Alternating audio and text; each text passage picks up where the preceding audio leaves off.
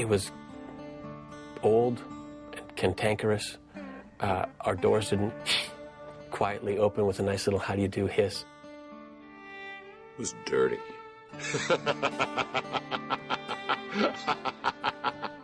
It was very romantic, I think. It was for a spaceship. It was extremely romantic. We got such a sense of this was our ride. This was the thing that kept us all together, kept us in the air, kept us flying, kept us working. When you see the first time that Malcolm Reynolds lays eyes on Serenity, it's a love story right there. He sees it, and you see it in his face. He's in love with this, and it's a real love.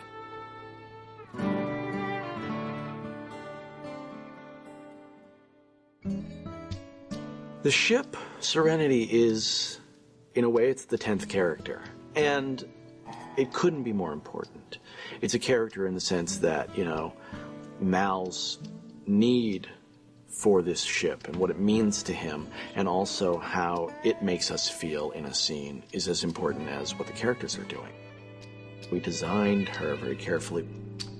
Carrie Meyer, a brilliant production designer, and I went through color charts. We sort of came up with a color scheme, you know, starting from the engine room right up through to the bridge, where we went from very hot, you know, warm tones through to sort of more even tones, to very cold, you know, blue tones up in the bridge.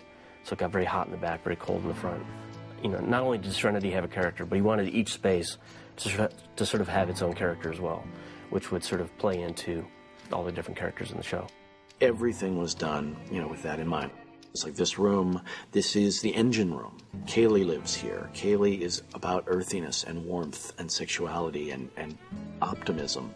And so we rusted everything up so it was a very warm brown. Oh my God, girl.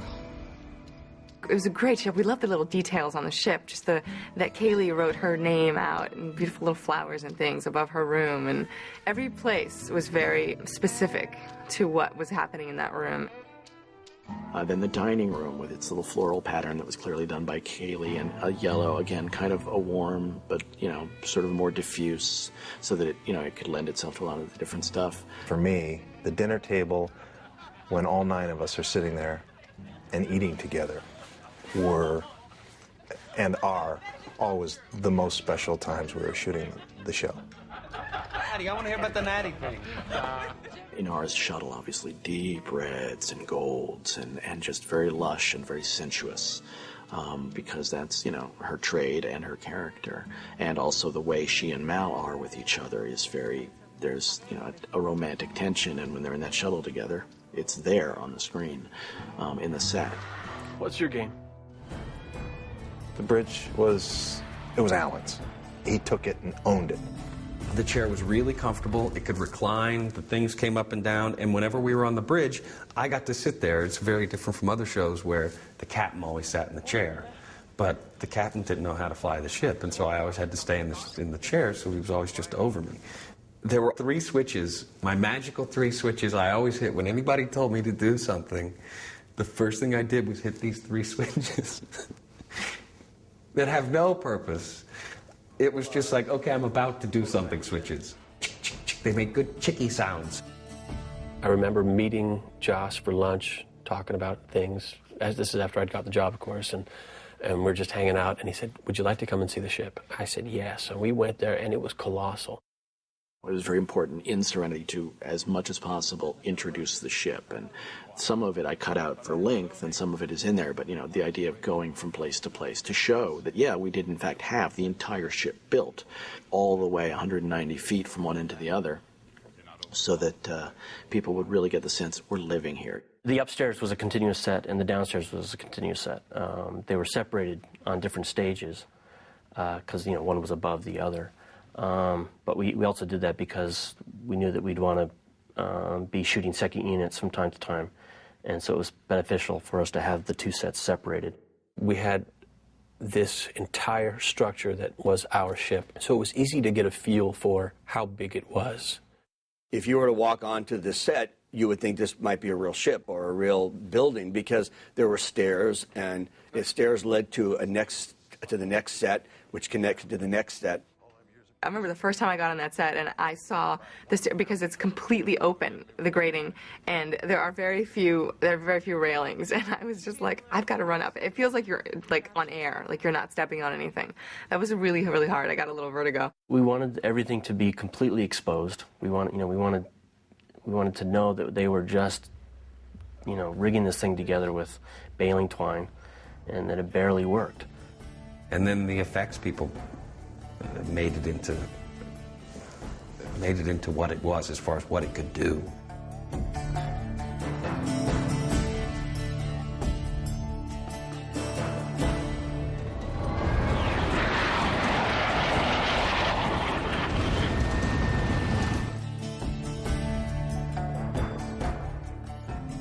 Joss, Carrie Meyer, and myself, we sat down to the table and basically talked about the ship and Serenity, and what is Serenity, where did it come from, how does it fly, what kind of a class ship is it, what's inside of it. And he always knew that he wanted it to sort of have, reference the bug, the Firefly bug.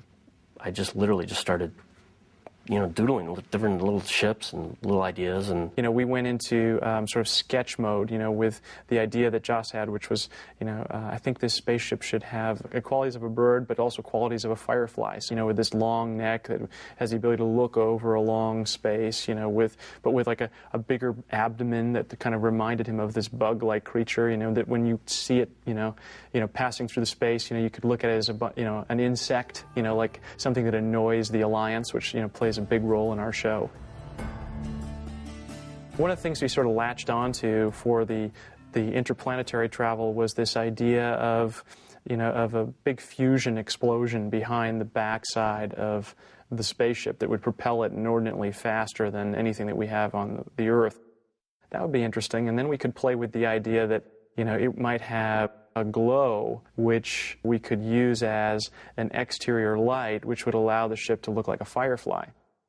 In the early stages of developing Serenity, one of the things that we wanted to do is develop, a way for it to sort of fly through the atmosphere despite its immense size, and also land with some sort of a grace while keeping into continuity with its bird, insect-like design. So that being said, we decided that the ship would have a VTOL capability. VTOL is a kind of air motion that's sort of been employed by the Air Force with the Harrier jet, which basically, consists of these nozzles, these high-powered nozzles that articulate and allow the airships to take off vertically and then switch their apparatus and fly horizontally. We have the feet that would come down just like legs, and they would, ballast the entire weight of the ship, and it would sort of, as it would come to rest, these engines too would sort of come to rest and fold in just like a bird's wings, and that was the idea, that it would sort of have these, like, action like a bird. It would have this action like an insect, and made it feel more character-like. There were times when I needed to get prepared for a scene, and all I would do was just walk through the set. I would walk through the set and just take it in, take in all the memories of scenes that we'd done in each room, and remember what it felt like, and that would be enough inspiration to get me ready to do a scene. When we weren't shooting, we were always hanging out on the ship, so if we were doing something in the bridge and you needed to stay close for a scene coming up, everybody be hanging out in what was the ship's lounge area. There was a little nook, the little stairway in Serenity, where I carried Jewel up as we're going up and back to the engine room. I used to go up there and just sit because it was dark. It really was a stairway that led to nowhere, but it was a really quiet place, so I'd go hang out there. And it was, I think the name of the ship is just extremely appropriate. Everybody found a kind of serenity in the ship. It gave all of us a huge sense of pride. I mean, it was our ship. It's a place we all look forward to going to being, and to playing in. Serenity.